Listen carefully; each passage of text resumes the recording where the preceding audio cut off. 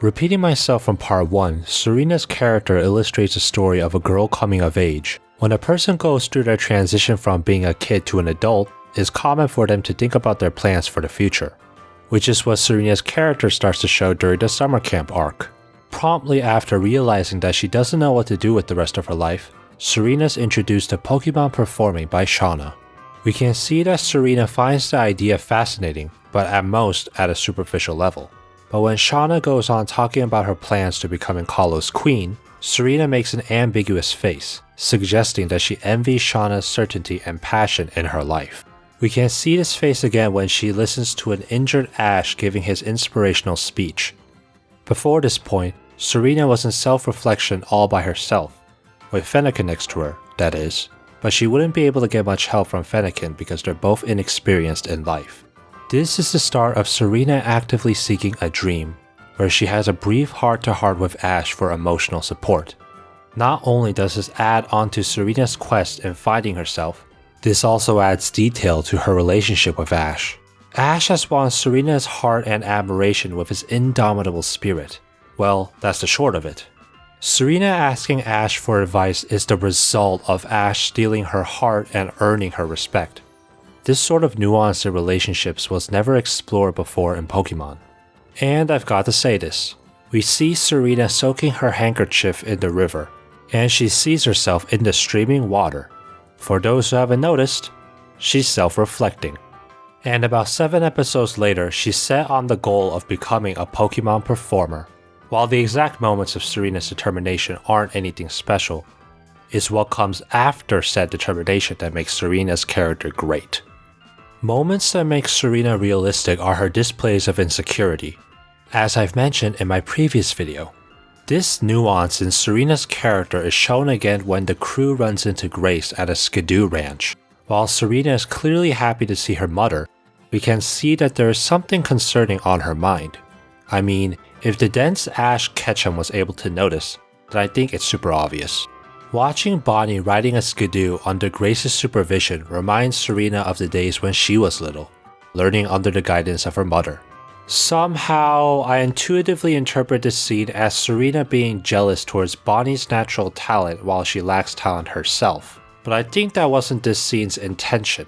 Rather, Serena remembers how Grace raised her to become a Rhyhorn racer, but now she has something else she wants to do, going against what she believes to be her mother's wishes.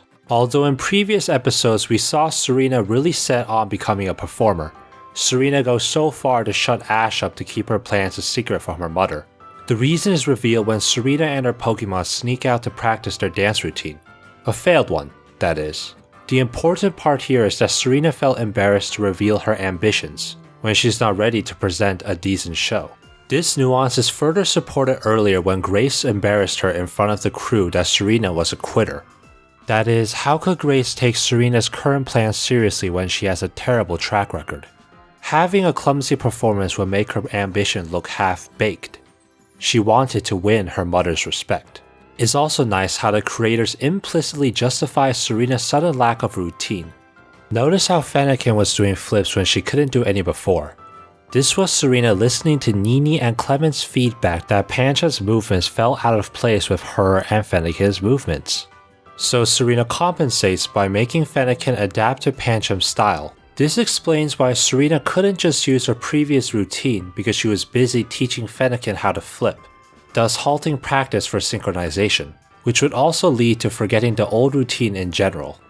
Although Pancham was the one who failed during the practice session, it's still sort of justified because Pancham was doing a triple front flip, one of the hardest moves in gymnastics. But then again, some animals are naturally built to do crazy things. I'm probably overthinking this.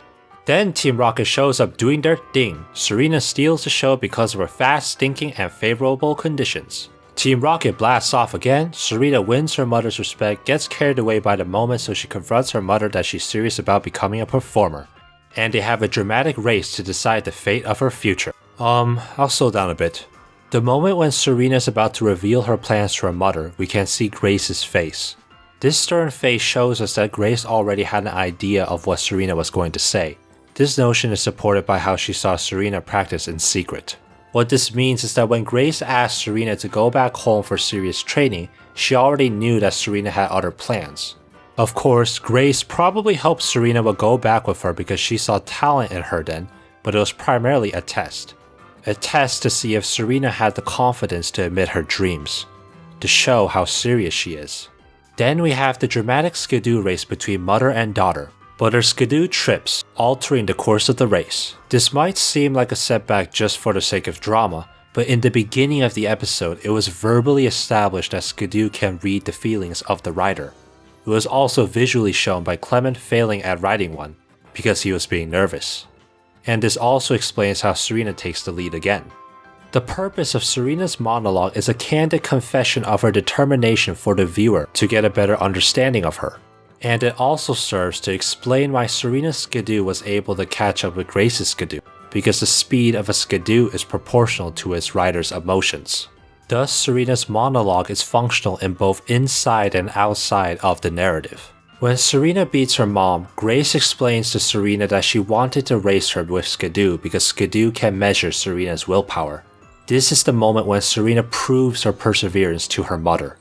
And the build up to this is great because of the details that constitute it. Before we get into Serena's actual showcase, I like to mention the scene in Getter Ban Ban.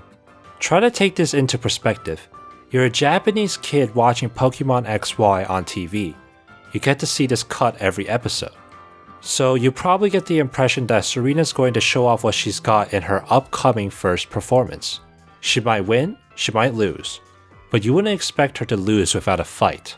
Of course, the irony is supported within the scope of the narrative as well, considering how previous episodes build up anticipation for Serena's first performance, and how she fails without getting a chance to show what she's got. This first major failure for Serena was better executed than that of her predecessors May and Dawn. May lost in her first contest because Drew was better than her. While there's nothing wrong with this sort of defeat, the way May copes with it is jarring. When she lost, seeing her Beautifly broken on the dirt floor, she blames herself for failing her Pokemon. This wouldn't have been a problem if May didn't get over it so easily. Her quick change of mood raises the question as to whether her sentiments were genuine or not in the first place. Heck, she even goes shopping the next episode with a smile on her face, and May never actually apologizes to Beautifly. What the heck? Dawn's first failure that broke her was uncalled for. That is, her loss at the Heart Home City contest made no sense. The criteria for doing well in performance stages is to show off the skill and style of the Pokemon. Jessie passed by having her Pokemon tickle herself and then spat a generic fireworks show. Neither of those tricks outclass the creativity and precision trapping sweet kisses and bubbles require, which proves that contests are a huge joke because the judges are so stupid. Serena's first failure surpasses May's because of the way she coped with it, and Dawn's because of the reason behind her failure. While May got over her loss unbelievably quickly without any good reason, Serena moved on from her failure in a much less questionable way. Dawn's first failure was caused for the sake of drama. Now, I did say that it was because the judges are idiots, but that's not how it is in the narrative. Because in the Pokemon TV anime world, those three judges know what they're talking about when they really don't. I'm getting angry again. Serena lost because she failed to consider the length of Fennekin's ribbon. She lacked the foresight to consider the dangers of having longer garments due to inexperience. That is, she favored aesthetics over functionality at the moment. Her failure was warranted, unlike Dawn's. Although I personally think the way Dawn was broken after her first major failure was more interesting than the way Serena got over hers quickly, Serena's first major failure nets out to be more interesting than Dawn's because Dawn's was caused without any good reason, ruining the experience for me.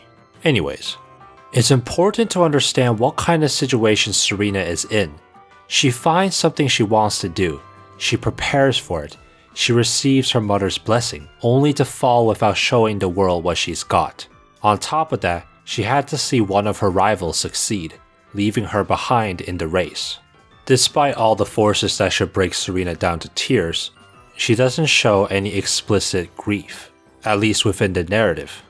While everyone in the narrative thought Serena was okay, we, the viewers, can tell that she's not because the way the camera zooms in on Serena's face here, contrasting with the lively crew, drawing attention to how Serena's not her usual self. We find Serena at the docks at daybreak, indicating that she woke up early or stayed up all night, showing us that yesterday's events have certainly affected her sleep. We see Serena's hair and skirt dancing to the wind while she stares at nothing in particular. The scene cuts to Fennekin and Pancha with concerned expressions. This suggests that Serena was already depressed prior to the scene. The way Fennekin and Pancham are below the observer and how Serena's back is turned on them shows us the temporary emotional distance between Serena and her partners. Serena's face was cut out to make sure the viewer focuses on either Fennekin or Pancham's concerned expression, while Serena's turned body is in the viewer's peripheral vision, creating the moment of disconnection between the usually tightly knit companionship Serena has with her Pokémon. Then we see her reliving the moment where Fennekin trips on the catwalk, resulting in her bursting into tears, then comforted by her partners. She then has a brief heart-to-heart with them, and we're finally at the haircut scene. It's obvious as to what the haircut symbolizes: growth, a new beginning, something like that. But it's what's revealed about Serena as a character that makes it interesting. When Serena pulls her hair back and closes her eyes, we have a transparent sequence of her memories of the most significant events during her journey. It's important to mention how there's only one memory of Ash included. This shows us that Ash is no longer the focus of her life now.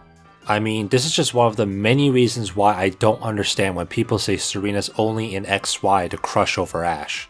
Serena having shorter hair can symbolize her resolve to spend less time on grooming herself and spend more time practicing. That's not to say she stopped caring about aesthetics. It's just that she started to pay more attention to functionality than she has before, which shows how she learned from her mistake from focusing too much on looks with Fennekin's overly long ribbon. Notice how Serena's second outfit is much looser than her first one. Her new skirt's not as stiff as her older one. She's got a sleeveless coat, a lot of free space in her torso area. It's also a lot looser than the previous Pokegirl's clothes. What a looser outfit means is that more animation is put into the character's movements.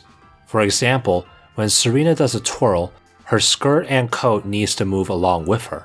This extra animation also makes her look more grand, a luxury the previous Pokegirls did not have. The new design also makes her look more mature, which is the intention behind the makeover. While her boots do add on to her more mature look, it's the subtle change in her head to height ratio that makes her look older. The smaller the ratio, the taller the character looks. A trivia for you would be how little kids in cartoons are often about 1 to 3 for their head to height ratio. You can test this with Bonnie. This new more mature look adds on to the visual aspect of how Serena's character creates a story of a girl coming of age. And I like it. And I'm still not done. We've got Serena's post-haircut material to cover for part 3.